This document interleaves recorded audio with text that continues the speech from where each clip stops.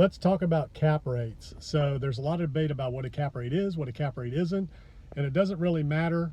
There are official real estate definitions of a cap rate. You can go look that up. The important thing about a cap rate is, number one, knowing what it is, what it's used for, what it says about a property, and what it says about a market.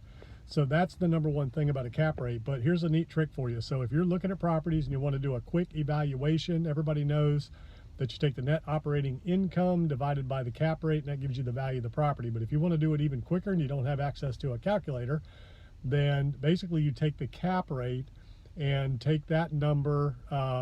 What that number represents is, let's say your income is $100,000 and it's a 5 cap. So what's a quick way to calculate what the value of that property is going to be without doing any math? Well, basically what a 5 cap tells you is that's what the income is worth per $1 million. So it's a 5 cap. That means for every $50,000 of income, that calculates out to $1 million in value. If it's a 6 cap, $60,000 of income equals $1 million in value.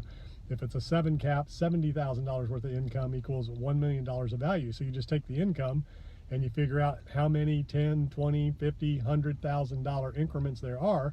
That's how many $1 million the property's worth. So to give you a rough idea of what a property is worth, obviously if you have a calculator with you and you want an exact number, then you do the divisional calculation of taking the net operating income divided by the cap rate. That gives you the value.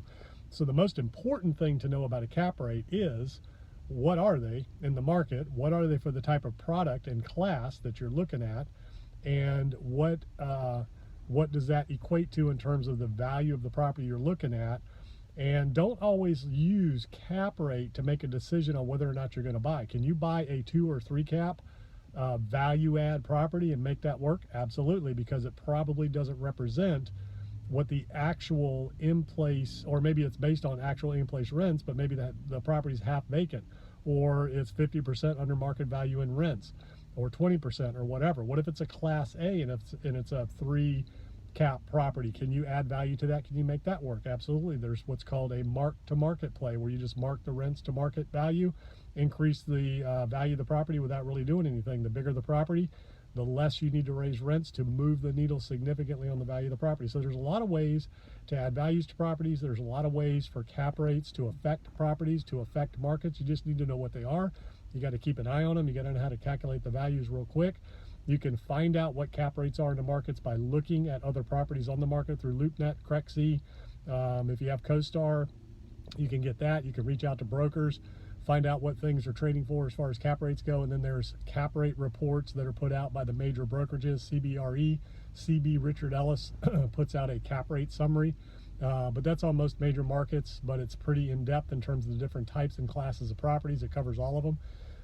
Then your secondary, tertiary, primary, secondary, tertiary markets are going to be different than your major markets and your primary markets. So just make sure you understand the differences between those markets, differences between the asset types and classes, what the cap rates mean in regards to the markets and the properties, and you will be off to the races so that you can understand what the values are and how to add values to those properties.